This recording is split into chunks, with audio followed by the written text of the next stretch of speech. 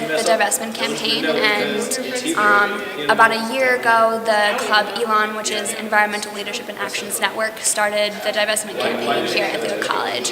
And basically, the idea is to divest Ithaca College's endowment, which is kind of like their savings account, from the fossil fuel industry.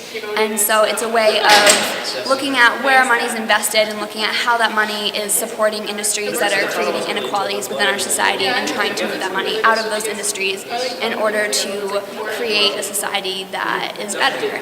And part of it is trying to move that money out of the fossil fuel industry and into companies that are more socially responsible, and into local companies and renewable energies. Divestment means basically colleges around the country have something called an endowment, which is basically a large pool of money, and they take that money and they put it into investments, and the money that they make off of the returns of the investments they then can use for programs like reducing tuition or offering, basically extra funding for things like scholarships, extra programs, like I said. And basically that money can be invested in companies that are not necessarily responsible, not necessarily ethically sound. And we know that Ithaca College is likely invested in a lot of companies that are that way. Last year, I didn't participate in the action last year, but there was a lot of negative feedback from the board where they really were not responsive to the people that had come out last year. But I felt this year, just the fact that they wanted to have an open dialogue and approach us, it made me really happy just to know that they supported us.